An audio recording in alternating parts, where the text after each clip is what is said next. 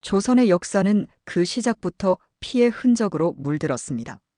건국 6년 태조 이성계의 병환이 깊어가던 1398년 여름, 왕실 내에서는 권력의 향방을 두고 거대한 폭풍이 몰아치고 있었습니다. 한 왕조의 미래를 좌우할 거대한 갈등이 표면 아래에서 서서히 끓어오르고 있었습니다. 조선 왕실의 비극적 전통이 될 왕자의 난의 서막이 열리는 순간이었습니다. 경복궁의 깊은 내전, 태조는 62세의 노구를 이끌고 신덕왕후의 제사를 준비하고 있었습니다. 2해 전 41세의 젊은 나이로 세상을 떠난 신덕왕후 강씨, 그녀의 갑작스러운 죽음은 태조에게 깊은 상처를 남겼습니다. 태조는 음력 8월 계속되는 병환으로 침소에 누워 있었습니다. 몸은 쇠약해졌지만 그의 결정은 왕조의 운명을 결정지었습니다. 신덕왕후의 소생인 어린 막내 아들 이방석을 세자로 책봉한 것이었습니다. 선왕의 뒤를 이을 자는 온화하고 현명한 품성을 가져야 하오. 나는 이방석이 그 자질을 갖추었다고 봅니다. 태조의 말에 조정은 침묵했습니다. 이미 개국공신으로 공을 세운 한씨 소생의 장성한 왕자들이 있었기 때문입니다. 특히 위화도 회군과 정몽주 제거에 앞장선 5째 아들 이방원은 세자 자리에서 밀려난 것에 깊은 상처를 입었습니다. 이방원은 창덕궁의 동궁에서 홀로 밤을 지새웠습니다.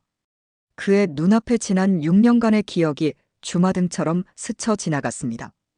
고려 말 혼란의 시대에 그는 아버지의 오른팔이 되어 새 왕조 건설에 목숨을 바쳤습니다. 하지만 이제 그의 앞에는 10세 어린 이복 동생이 세자의 자리에 앉아 있었습니다. 아버지는 어찌하여 신덕왕후의 자식들만을 보호하시는가? 이방원의 한숨이 깊었습니다. 같은 시각 한성의 송연방에서는 또 다른 움직임이 있었습니다. 봉화백 정도전과 의성군 남은 부성군 심효생이 밀담을 나누고 있었습니다. 그들은 조선의 실권을 장악한 핵심 인물들이었습니다. 왕자들의 사병을 혁파한 지 이제 열흘이 지났소. 이제 중앙군이 모두 우리의 통제 아래 있습니다. 정도전의 목소리에는 자신감이 넘쳤습니다. 그는 의흥 3군부사로서 조선의 군권을 장악했고 재상 중심의 정치체제를 구축하고 있었습니다. 요동정벌 준비는 어떻소? 남은이 물었습니다. 전국에서 20만 병력이 동원될 것이요. 우리는 조선의 영토를 넓히고 명나라에 맞설 것입니다. 저희들의 원대한 계획 뒤에는 또 다른 목표가 있었습니다. 바로 왕자들, 특히 이방원의 영향력을 완전히 제거하는 것이었습니다. 정도전은 태조의 위험을 등에 업고 왕권을 약화시키고 재상권을 강화하려 했습니다. 그 과정에서 이방원은 가장 큰 장애물이었습니다. 한편 왕실의 또 다른 인물들도 움직이고 있었습니다. 태조의 막내 동생 이화, 조카 이천유, 사위 이저와 그의 아버지 이거이, 그리고 이방원의 조카 이복근까지. 이들은 은밀히 모여 정도전 세력에 맞서기 위한 계획을 세웠습니다.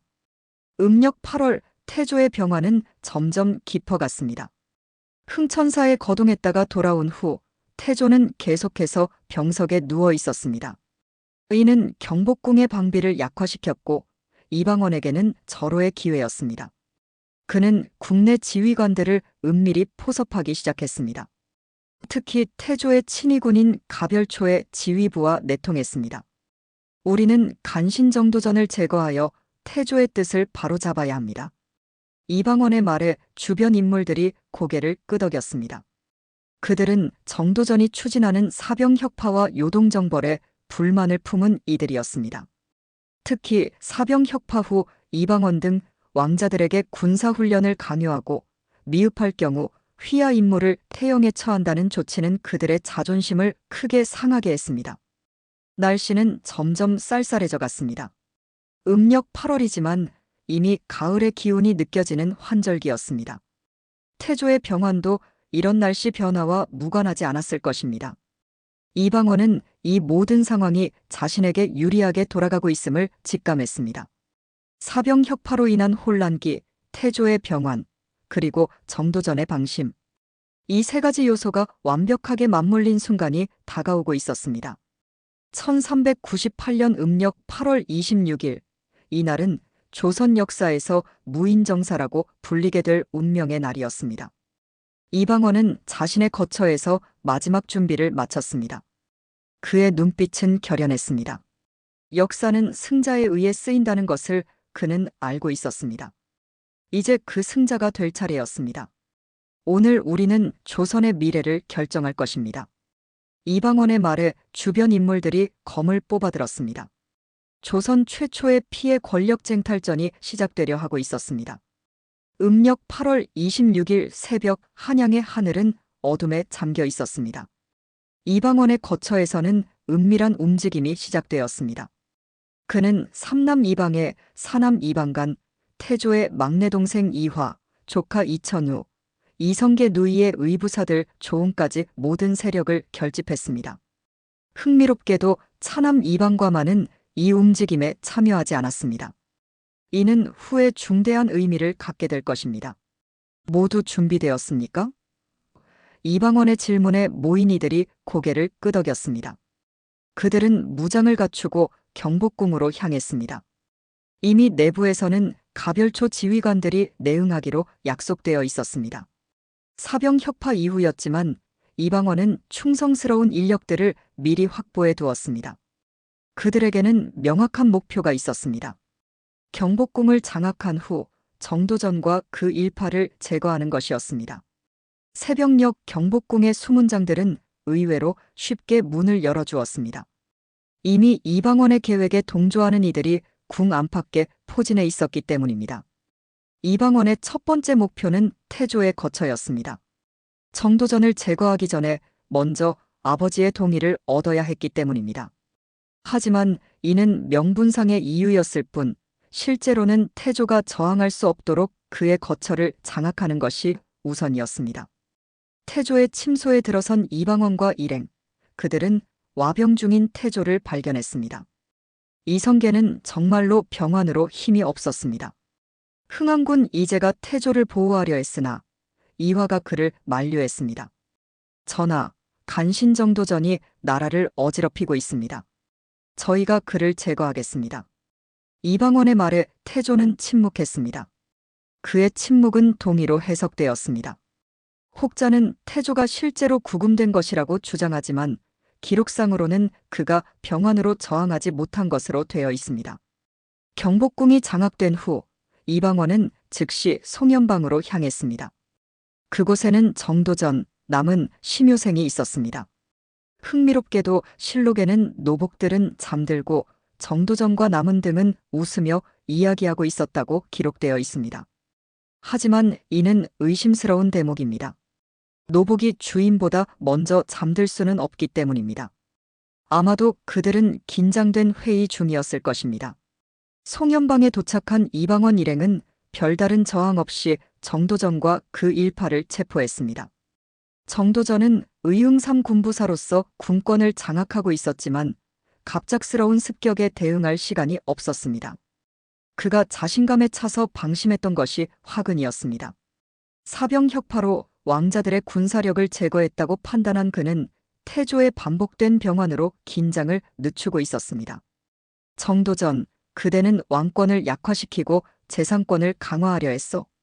이는 태조의 뜻을 거스르는 역적의 행위요. 이방원의 선고가 내려졌습니다. 정도전은 침착하게 대응했습니다. 세자를 보좌하는 것이 신하의 도리입니다. 왕자의 난동은 국가의 기강을 무너뜨리는 일입니다. 하지만 그의 말은 더 이상 힘을 가지지 못했습니다. 체포된 정도전, 남은 심효생은 즉각 처형되었습니다. 그들에게는 재판의 기회조차 주어지지 않았습니다.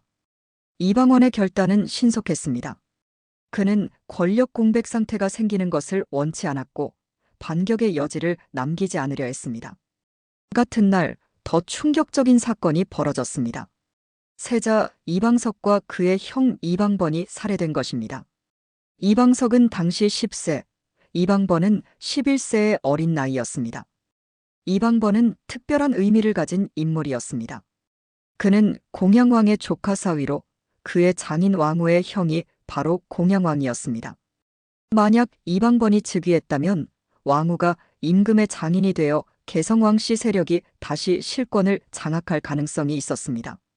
이는 조선 건국의 의미를 상실시킬 수 있는 위험한 상황이었습니다. 이런 배경 속에서 이방원은 이방석과 이방번을 제거함으로써 신덕왕후 강씨 소생왕자들의 세력을 완전히 제거했습니다. 이는 단순한 왕위 계승 분쟁이 아닌 조선의 정체성과 방향성을 결정짓는 정치적 결단이었습니다. 반란이 성공할 수 있었던 이유는 여러 가지가 있었습니다. 먼저 태조의 무력화였습니다. 만약 태조가 건강했다면 가별초가 이방원에게 협조하지 않았을 것이고 반란은 즉시 진압되었을 것입니다. 조사위의 난 때 태조가 함길도에서 1만 병력을 동원한 사례를 보면 그의 지휘력과 카리스마는 여전히 강력했습니다. 두 번째로 정도전 측의 방심이 있었습니다. 그들은 사병혁파로 왕자들의 군사력이 제거되었다고 판단했고 이방번에게 상당한 사병을 배치함으로써 안심했습니다. 또한 태조의 반복된 병환으로 매번 긴장 상태를 유지할 수 없었습니다. 세 번째로 이방원의 신속한 정격전이 성공의 핵심이었습니다. 그는 경복궁을 먼저 장악함으로써 대응 중심을 마비시켰고 정도전 측이 군사를 동원할 시간을 주지 않았습니다. 중앙군도 지휘부 없이는 무력화될 수밖에 없었습니다. 마지막으로 거병 시점이 절묘했습니다. 사병혁파 직후의 혼란기, 태조의 병환으로 인한 대응력 약화, 요동정벌 준비로 인한 군대 동원명분의 존재, 그리고 환절기 질병으로 인한 태조의 장기 와병 가능성까지. 이 모든 요소가 이방원에게 유리하게 작용했습니다. 8월 26일 하루 조선의 운명은 완전히 바뀌었습니다. 정도전의 재상 중심 정치는 막을 내렸고 왕권 중심의 정치체제가 확립되는 계기가 되었습니다. 또한 요동정벌 계획은 폐기되고 4대 외교 노선이 강화되는 전환점이 되었습니다. 하지만 무엇보다 중요한 것은 조선 왕조의 권력 구조가 결정되는 순간이었다는 점입니다. 이는 적장자 계승이 아닌 능력 중심 계승의 선례를 남겼고 신진 사대부와 왕실의 갈등이 표면화되는 계기가 되었습니다. 반란 다음 날인 8월 27일, 한양은 충격에 빠졌습니다. 하룻밤 사이에 조선의 정치 지형이 완전히 바뀌었기 때문입니다. 경복궁 담장 너머로 소문이 퍼져나갔습니다. 정도전과 남은 심효생이 처형되었다는 소식, 세자 이방석과 이방번이 살해되었다는 끔찍한 소식까지. 백성들은 두려움에 떨었습니다. 새 왕조의 시작부터 피해 권력 투쟁이 벌어진 것입니다. 궁중에서는 이방원이 실질적인 권력을 장악했습니다. 그러나 그는 즉각적으로 왕위에 오르지 않았습니다. 대신 차남 이방과를 왕세자로 추대했습니다. 이는 형을 앞세움으로써 정당성을 확보하려는 전략이었습니다. 이방원은 아버지에 대한 명분을 지키면서도 실권을 장악하는 영리한 선택을 한 것입니다. 형님께서 왕세자의 자리에 오르시는 것이 도리에 맞습니다. 저는 형님을 보필하여 나라를 바로잡겠습니다. 이방원의 말에 이방과는 묵묵히 고개를 끄덕였습니다. 그는 반란에 직접 참여하지 않은 유일한 왕자였고 이제 그 대가로 왕위에 가장 가까운 자리에 서게 되었습니다. 하지만 모두가 알고 있었습니다. 실질적인 권력은 이미 이방원의 손에 있다는 사실을. 태조의 반응은 무기력했습니다. 여전히 병환으로 인해 직접적인 개입이 불가능했습니다. 사건 발생 3일 후인 8월 29일, 태조는 흥천사로 거동했습니다. 신덕왕후의 명복을 빌기 위함이었습니다. 하지만 이 행동은 태조의 건강 상태에 의문을 던지게 했습니다. 정말로 병환이 심각했다면 어떻게 사건 직후 거동할 수 있었는지 의문이 제기된 것입니다. 그럼에도 태조는 회복을 위한 어떤 특별한 행동도 취하지 않았습니다. 대사령이나 불공 등 건강 회복을 위한 전통적인 조치가 없었던 것입니다.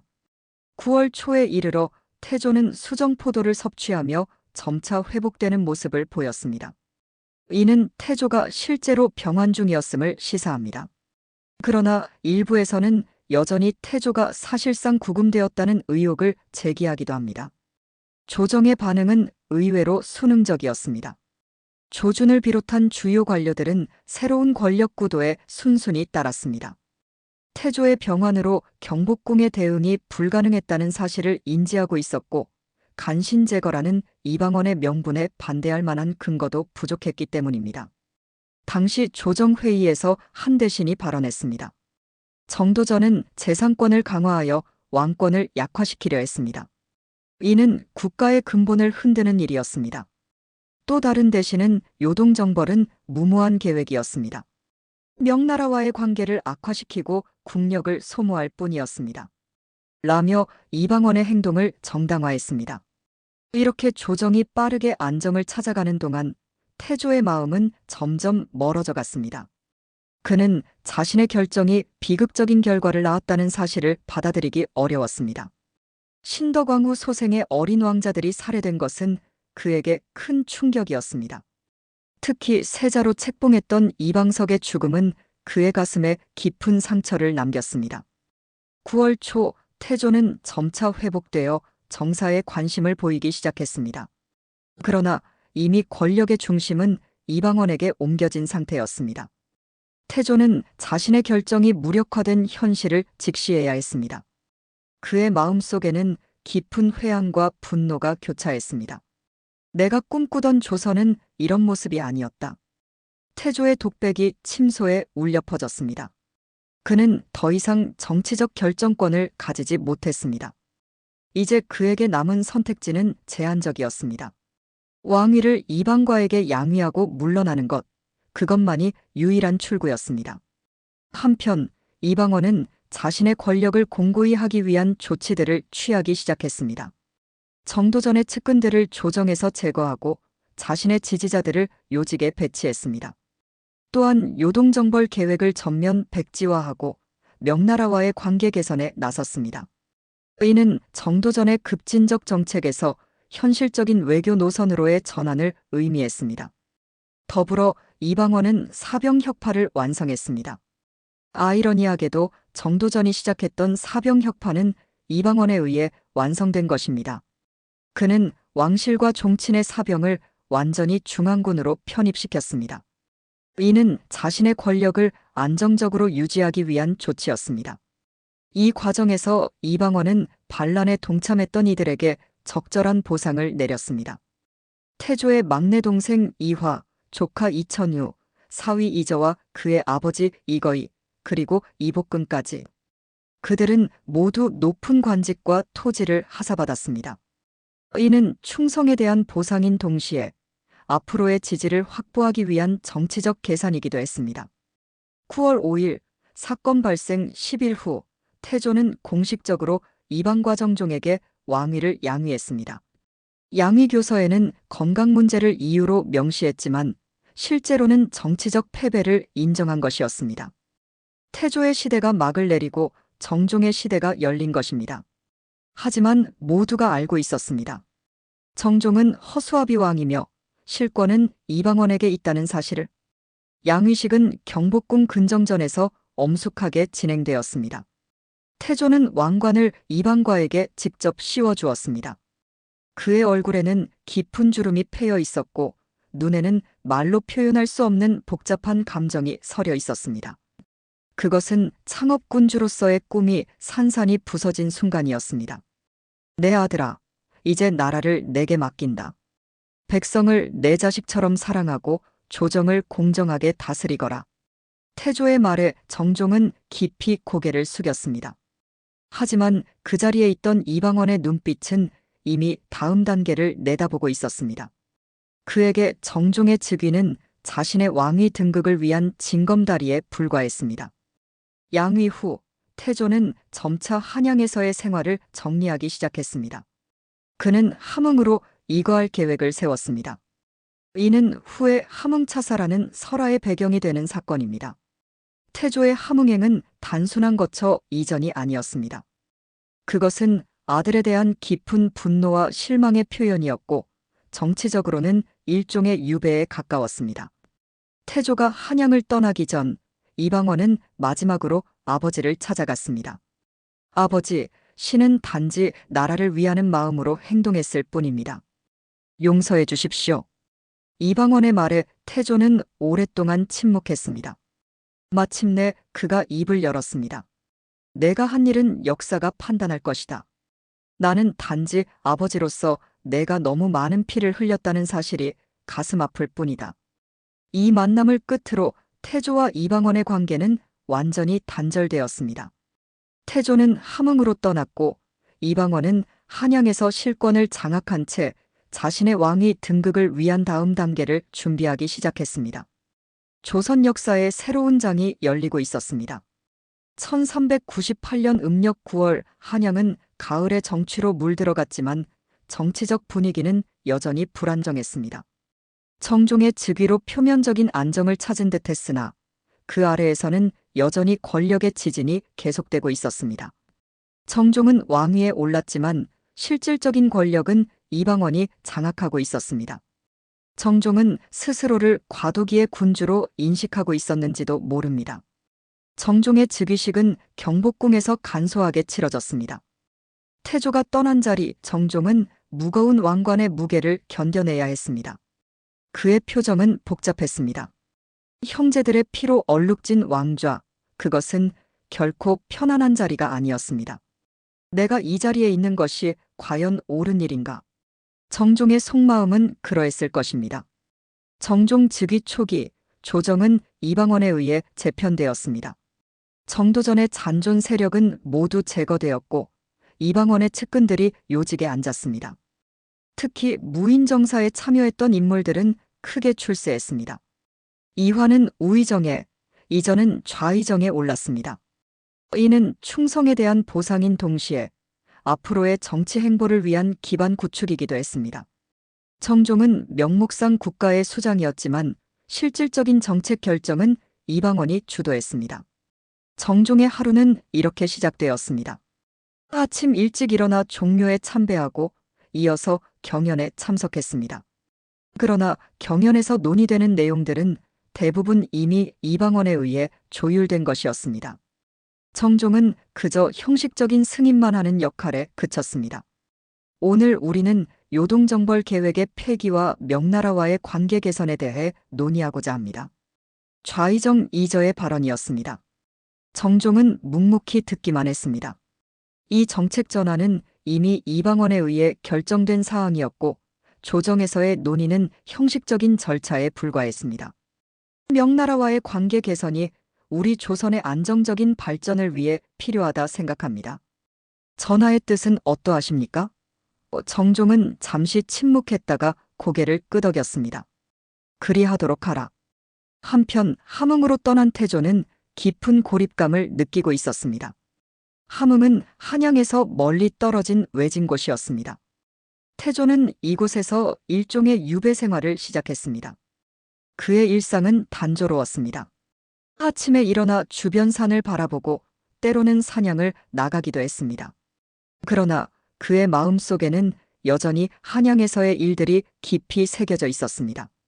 내가 꿈꾸던 조선은 이런 모습이 아니었다. 태조의 한숨은 깊었습니다.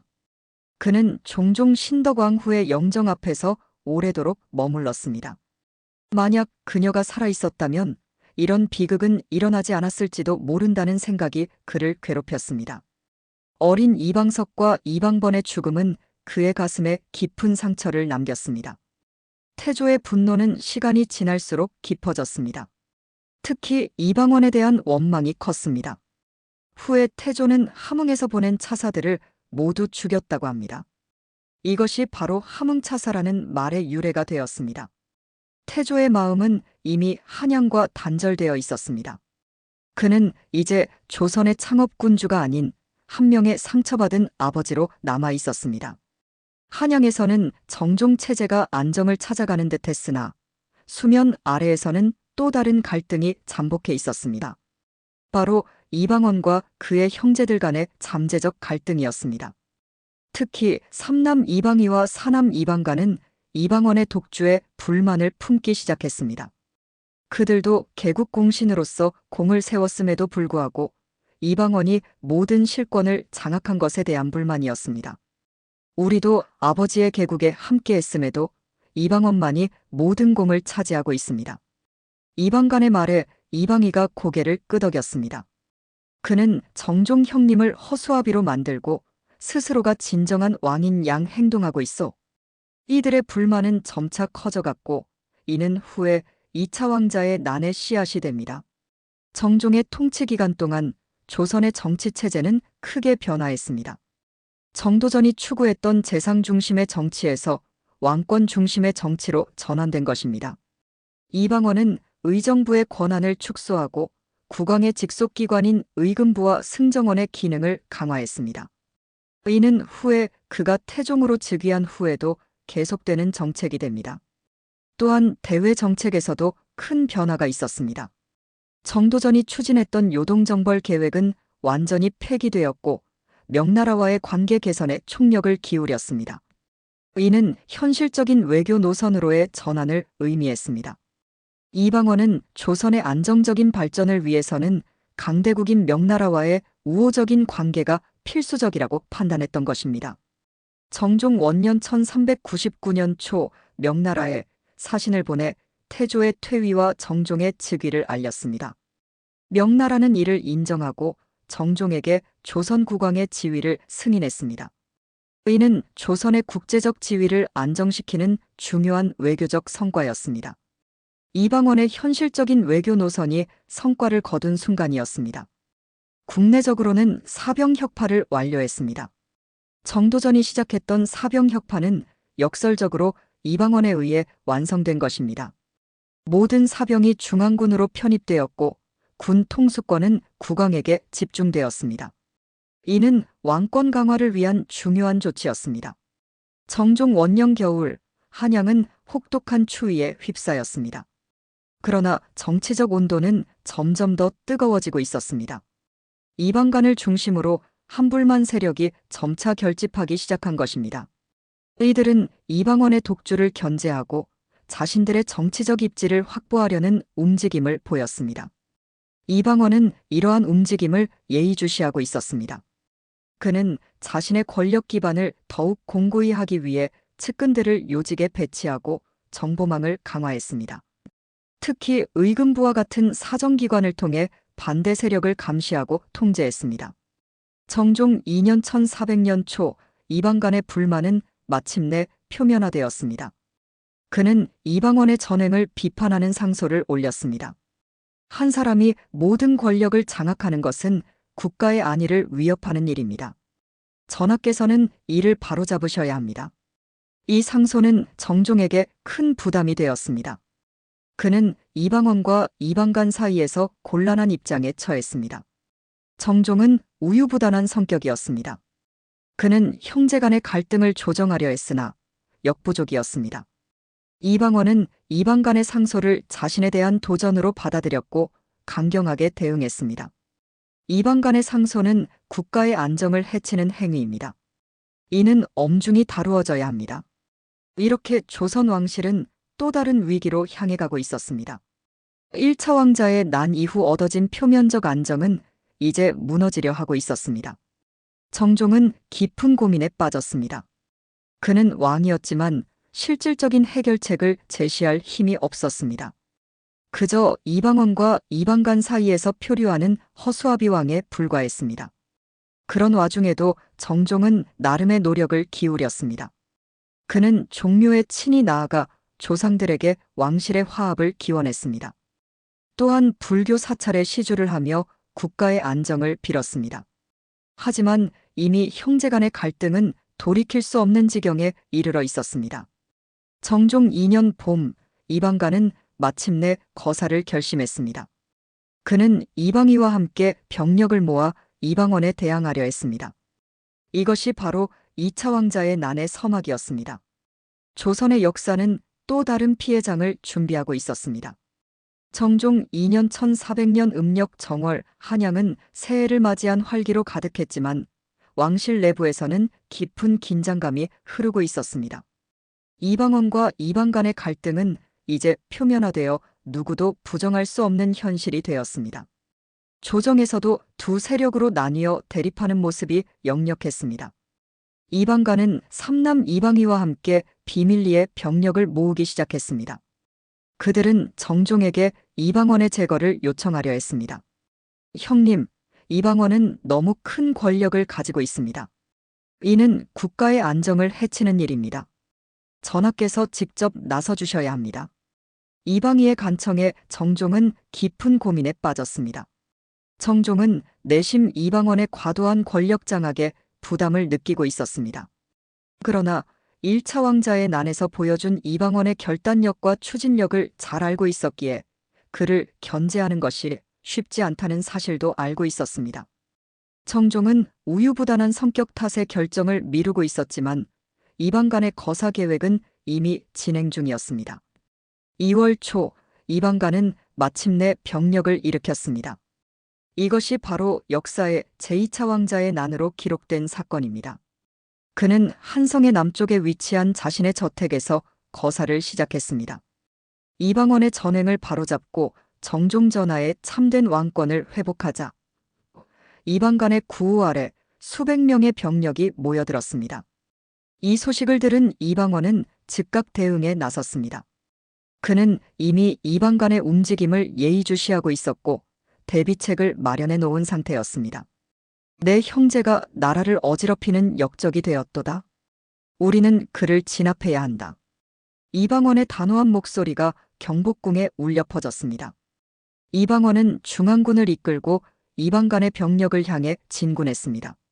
1차 왕자의 난 이후 사병 혁파가 완료되어 이방간의 병력은 상대적으로 약했고 조직력도 떨어졌습니다. 반면 이방원은 중앙군의 지휘권을 사실상 장악하고 있었고 정예부대를 갖추고 있었습니다. 두 세력의 충돌은 한성 남쪽 교회에서 벌어졌습니다. 이방원의 군대는 조직적인 공격으로 이방간의 병력을 압도했습니다. 전투는 생각보다 빨리 끝났습니다. 이방간은 패주하였고 이방인은 현장에서 체포되었습니다. 제2차 왕자의 난은 이렇게 신속하게 진압되었습니다. 패주한 이방간은 결국 강원도 철원에서 체포되었습니다. 그는 한양으로 압송되어 국문을 받았습니다. 어찌하여 나라를 어지럽히는 역적이 되었는가? 이방원의 질문에 이방간은 침묵했습니다. 그는 이미 자신의 운명을 예감하고 있었습니다. 이방간과 이방인은 결국 사사되었습니다. 이는 왕족에 대한 예우로 일반적인 처형 대신 스스로 목숨을 끊도록 하는 방식이었습니다. 두 왕자의 죽음으로 이방원에게 도전할 수 있는 마지막 세력마저 사라졌습니다. 이제 그의 앞에는 왕좌만이 남아 있었습니다. 제2차 왕자의 난이 진압된 후 정종은 더 이상 왕위에 머물 명분이 없다고 판단했습니다. 그는 이미 허수아비 왕에 불과했고 이방원이 실질적인 권력을 행사하고 있었습니다. 게다가 이방원의 능력과 결단력이 국가 운영에 더 적합하다는 것을 인정할 수밖에 없었습니다. 정종은 이방원에게 왕위를 양보하기로 결심했습니다. 그는 병을 핑계로 양위 의사를 표명했습니다. 내 몸이 약해 더 이상 나라를 다스릴 수 없다. 이방원에게 왕위를 물려주는 것이 나라를 위한 길이다. 정종의 양위 결정에 조정은 이의를 제기하지 않았습니다. 모두가 이방원의 즉위가 필연적임을 알고 있었기 때문입니다. 1400년 11월 28일 정종은 공식적으로 이방원에게 양위했습니다. 이방원은 태종으로 즉위했습니다. 태종의 즉위식은 경복궁 근정전에서 장엄하게 거행되었습니다. 그의 얼굴에는 긴 투쟁 끝에 얻은 승리의 기쁨보다는 무거운 책임감이 서려 있었습니다. 나는 이 자리에 오르기까지 많은 희생을 치렀다. 이제부터는 그 희생이 헛되지 않도록 나라를 바로 세우는데 모든 힘을 다할 것이다. 태종의 즉위교서는 이렇게 시작되었습니다. 그는 자신이 흘린 피의 대가로 강력한 왕권을 바탕으로 한 중앙집권적 국가를 건설하려는 의지를 드러냈습니다. 태종의 즉위는 제1차 왕자의 난으로부터 시작된 피의 왕위 쟁탈전의 최종 결과였습니다. 그는 정도전이라는 강력한 정적을 제거하고 자신의 형제들과의 경쟁에서 승리하여 마침내 왕위에 오른 것입니다. 이 과정에서 많은 피가 흘렀고 그 핏자국은 조선 왕조의 역사에 깊은 상처로 남았습니다. 태종이 즉위한 후 그의 첫 번째 과제는 왕권 강화였습니다. 그는 정도전이 추구했던 재상 중심의 정치를 완전히 폐기하고 강력한 왕권 중심의 정치 체제를 구축했습니다.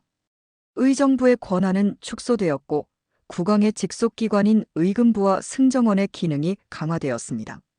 또한 태종은 육조직계제를 실시하여 모든 정무가 국왕에게 직접 보고되도록 했습니다. 이는 신하들의 권력을 분산시키고 국왕의 통제력을 강화하는 조치였습니다. 태종은 이렇게 중앙집권적 통치체제를 확립했습니다. 이는 후대 조선 왕조의 통치 구조에 큰 영향을 미쳤습니다. 태종은 대외 정책에서도 정도전의 노선과 결별했습니다. 요동정벌 계획은 완전히 폐기되었고 명나라와의 사대 관계를 공고히 했습니다. 그는 현실적인 외교 노선을 택한 것입니다. 이는 조선의 안정적인 발전을 위한 선택이었습니다. 함흥에 머물던 태조는 태종의 즉위 소식을 들었습니다. 그는 깊은 한숨을 내쉬었습니다. 결국 이방원이 뜻을 이루었구나. 태조의 마음은 복잡했습니다. 한편으로는 아들의 성취를 인정하면서도 다른 한편으로는 그 과정에서 희생된 어린 왕자들에 대한 슬픔을 떨치기 어려웠습니다. 태종은 즉위 후 태조를 한양으로 모셔오려 했습니다. 그러나 태조는 이를 거부했습니다. 내 마음은 이미 한양을 떠났다. 나는 여기서 말년을 보낼 것이다. 태조의 완강한 거부에 태종은 함흥차사를 계속 보냈지만 그들은 돌아오지 못했다고 합니다. 이것이 함흥차사라는 말의 유래가 되었습니다. 제1차 왕자의 난은 이렇게 태종의 즉위로 그 대단원의 막을 내렸습니다. 그러나 이 사건은 조선 역사에 깊은 상처를 남겼습니다. 그것은 단순한 권력 투쟁이 아니라 조선의 정치체제와 방향성을 결정짓는 역사적 전환점이었습니다. 이 사건이 남긴 역사적 의미는 여러 가지가 있습니다. 첫째, 조선 왕조의 권력 구조가 왕권 우위로 결정되었다는 점입니다. 정도전이 추구했던 재상 중심의 정치는 이방원의 승리로 인해 실현되지 못했고 이후 조선은 강력한 왕권을 바탕으로 한 중앙집권적 국가로 발전하게 되었습니다. 둘째, 적장자 계승이 아닌 능력 중심 계승의 선례를 남겼다는 점입니다. 이방원은 다섯째 아들이었지만 자신의 능력과 결단력으로 왕위에 올랐습니다. 이는 후대 조선의 왕위 계승에서도 중요한 참고 사례가 되었습니다. 셋째, 신진 사대부와 왕실의 갈등이 표면화되었다는 점입니다. 정도전으로 대표되는 신진 사대부 세력과 왕실 간의 권력 갈등은 이후에도 계속되며 조선 정치사의 주요 갈등 구조를 형성하게 됩니다. 마지막으로 이 사건은 피해 왕권 쟁탈전의 시작이었다는 점입니다. 제1차 왕자의 난은 제2차 왕자의 난으로 이어졌고 이후에도 왕위를 둘러싼 갈등은 조선 역사에서 반복되었습니다. 이는 조선 왕조가 안고 가야 했던 구조적 문제였습니다. 태종은 이후 18년간의 통치 기간 동안 조선의 기틀을 다지는데 큰 업적을 남겼습니다. 그는 강력한 왕권을 바탕으로 중앙집권적 국가체제를 확립했고 세종시대의 문화적 황금기를 준비했습니다. 그러나 그의 왕위 등극 과정에서 흘린 피의 흔적은 결코 지워질 수 없었습니다. 이것이 제1차 왕자의 난의 전모입니다. 권력과 야망, 형제애와 국가의 미래가 충돌한 비극적 사건이었습니다. 그것은 조선의 시작을 알리는 종소리였지만 동시에 피로 물든 경고의 종소리이기도 했습니다. 역사는 승자에 의해 쓰이지만 그 이면의 진실과 교훈은 후대에 남겨진 과제입니다. 우리는 이 역사적 사건을 통해 권력의 속성과 인간의 욕망, 그리고 국가 운영의 지혜에 대해 깊이 생각해 보게 됩니다.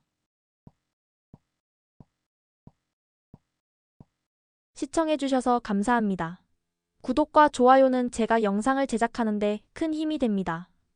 오늘도 좋은 하루가 되길 기원합니다. 감사합니다.